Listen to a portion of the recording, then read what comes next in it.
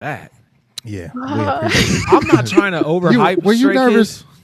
No, not nervous at all. Dude, you did a great job. Yeah, it was pretty cool. Everything was natural.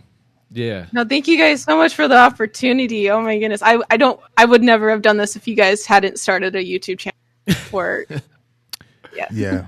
Yeah, we kind of came up with the idea, and I kind of discredited it because I was like, we had no experience in reacting. We had no experience. I looked at one other person's Patreon and kind of just based ours off of that. And we're being truthful when we said we weren't even sure if we were going to do the Patreon. So I just did like a mock one, and someone joined it, and we were like, oh crap, like now we have to do it. Yeah. So then we were just like, we got to be different. We're always trying to be different. So I was like, do you think someone would like react with us? And he was like, I don't know. Let's just see. Yeah. And we kind of made that tier like, hey, ain't nobody gonna do that. And the next thing you know, it's like, oh crap. Yeah. But it's been awesome. It's like you should have put a limit on that kind of. Oh no. Yeah. So for sure. Yeah. But now you guys have 600 Patreons. Man, congratulations. Thank you. You could have never told me that it would ever be that way, because the one that I looked at, they had 60,000 subscribers on YouTube, but they only had like 200 people in the Patreon. So where we were at when we started our Patreon, I was like, man, we'll probably get like 60 people in there. I was thinking we would get like 100 and something plus, like after like a year or something. After a year. I was I'm like, it might take a year or two for us to like get a nice Patreon going, but yeah, we thought it would take a year to get like 10,000 subs on YouTube. Like legitimately, like our goals were like, yeah, we're just going to get 10K on YouTube and like continue building this business. And we're like, all right, great. Yeah. Like my goal, honestly, like I was like, cause I shoot videos. Like that's what I do outside of this. Like I've shot YouTube videos for so many other people. And my goal was to make 52 YouTube videos this year, and that's one a week. I think we've doubled that already. Yeah. I don't know the count of I should look up the count of our videos. I found out the hard way when I had to go fix all the description links in each video, and I was like, bro, we've done a lot of videos. Yeah. Mm-hmm. Yeah, definitely. And to say that you thought it was like going to be like 10,000 for like the year, and then all of a sudden like K-pop fans that are obsessed start showing up and like give you all the like the support for like watching their. Right. Yeah. I really wish that there was a camera in here on at all times, because the day that we came in here after 90s Love and we went from like 22 to like 400 subscribers, we literally were in here like geeking, like jumping up and down. Fredo took off running into the other part of the studio. We came back. Like I was trying to dance. I can't dance. Like it was crazy. And then we were like, so what are we going to do? And he was like, another one. Yeah. Just do it. Not only that, but we were like extremely captivated by the music. So it was like, bro, like I have to see if that's just like one banger that they got. And then it just snowballed. And then like I had no idea we would ever find this many groups that are just as good. Yeah, and I'm always wowed. I'm like, how big is South Korea? Because right, how many groups are there? Like, is there one on every corner? I just don't understand. So, what are you excited to see in the future of K-pop? Because you're a veteran in our eyes, and it's like, is there anything new and exciting that we don't know about that's coming up, like some comebacks or anything? Well, you experienced Gimme Gimme comeback, but yeah, there are actually a few that are happening the beginning of March, so in a few days. Okay. So you're gonna start seeing new music videos pop up either in your feed or like people commenting like the same or no. As far as I left K-pop industry for like 3 years because of like I realized like K-pop companies create a perfect environment for fandoms to become obsession and obsession to grow. Yeah. Mm-hmm.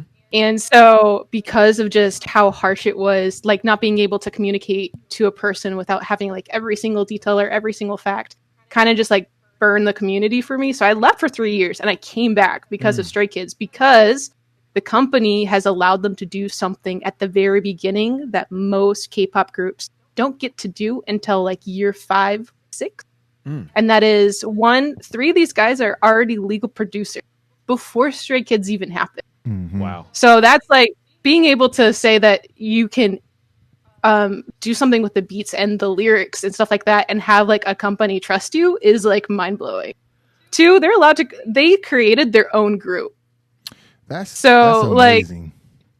Companies just pick and choose what you want, but they got to choose who and what they're doing. And three, any lives that they do individually for the fans is genuine, non-scheduled, and is not staff watched.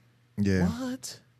So like these are just major things that they got to do at the beginning that doesn't get to happen till later in the years, which made me feel like maybe K-pop as an industry is changing a little bit. They're being a little bit more honest. They're allowing artists to really be artists. Yeah.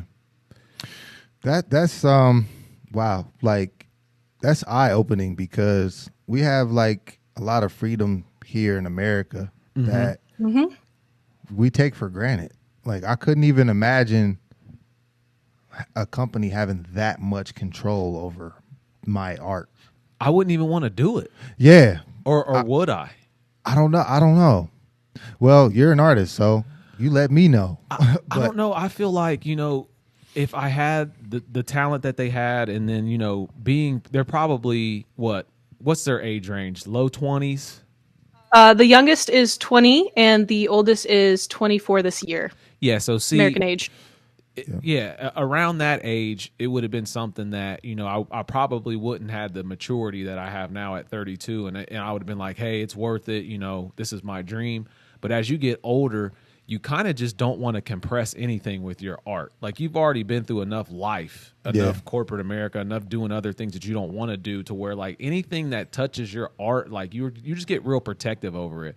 So I can't say that I wouldn't want to, be involved in something like that without the pure freedomness, if you get what I'm saying.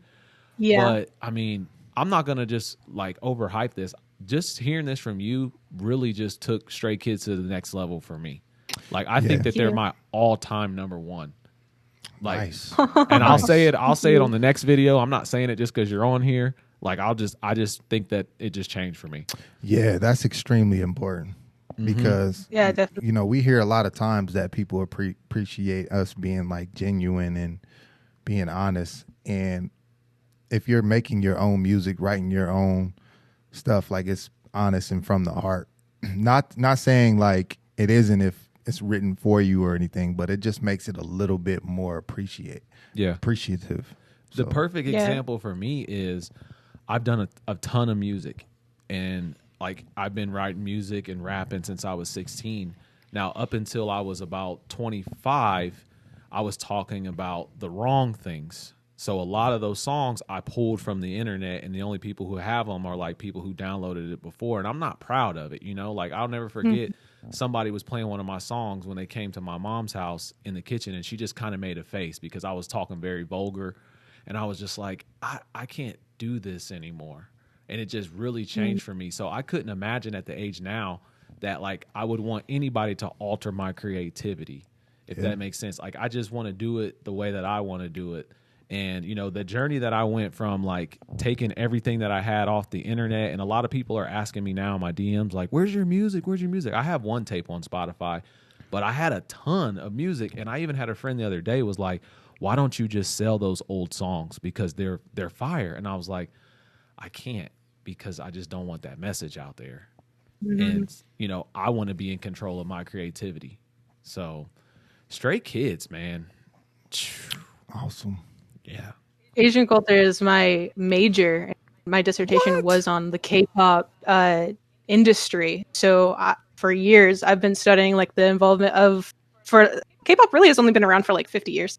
But I've been studying the involvement of like how they've tried to make a perfect formula and try to like comb these guys into being a certain thing, certain image. Like they're not even most companies don't allow their idols to date either until like after year 4, if ever. Kind of things like that. Like they just take so much control on it. And so now finally seeing in like 2017, 2018, 2019, it's starting to change and being more open. And that's really what brought me back. And so I can't even imagine just any of those idols, like what, like even like NCT, obviously their company buys a track, right? And they switch it to the Korean lyrics. And then even now that they've been here for a few years, actually Mark has been able to input some more lyrics or change a little bit of lyrics, same with Taeyang, to fit more of their style or what they're thinking.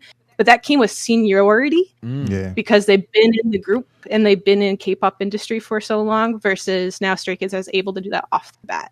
Yeah. Right. And we were wondering that yesterday because I'm not being biased. He is my bias, like Taeyang, you know what I'm saying?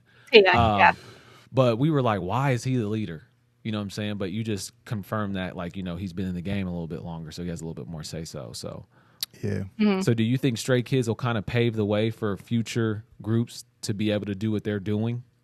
That is what I'm praying for. I mean, it's obviously working for me. Yeah. Like, I'm hoping so. I know that Big Bang paved the way for it to go over into America, and then BTS made a huge breakthrough in America too. And then that's really fantastic. But I'm also wanting like the inside of the society to change more so than trying to get American influence in. Yeah. I'm more so wanting like basically inside, because like they can't even talk about like controversial issues, or else they could get fired from their job and stuff like that. So like even just talking about things that matter like depression or mental health or things like that, that most idols have to stay quiet about, things like that. And so Stray Kids, when they do some V Lives, in fact, the leader has one every single week just for fans. He asks people like, what's going on? How are you doing? Like, and fans will ask, I'm feeling down. What do you do? I have anxiety. What do you do? And he'll give his brutal, honest advice, and it doesn't get cut. It doesn't get edited. And there's no punishment for saying or talking about a controversial issue. Yeah. Wow. So I'm really hoping that with their fame, with their platform, that they're able to change more so how K-pop companies like market their idol and being able to give them more freedom. That's my hope. That's what I'm praying for. And I hope we can raise awareness, through this K-pop-a-thon journey and sharing conversations like this with the fans and having them and discussing. Like, I hope that makes somewhat of a difference. But ultimately, it sounds like more of a culture thing more than the company thing. So, we're not born and raised in that culture. A lot of them might think it as a sign of respect to like not fully express yourself. But, oh yeah, definitely. But I don't know. I support freedom and self-expression to the fullest. Even if I wasn't born in America, I feel like I'd be a rebel anywhere else. Like, I'm all for freedom. So big facts. Yeah, thank you. We've actually recorded this whole thing. Yeah. Do you care if we podcast it? Yeah, can this go on the Patreon too? Because you were dropping nuggets on us. Yeah. Sure, go for it. Gold. Okay, cool. Thank you very much. Is there anything else you want to tell us or leave us with? No, just thank you guys for doing what you're doing. Thank you for saying your testimonies and previous videos about how you started, where you're going, and what you're doing. Yeah. I appreciate the honesty and I appreciate the opportunity that you've given me. Heck yeah. Thank you, ma'am. Forever Blix. God bless. Until next time, my friend. See ya.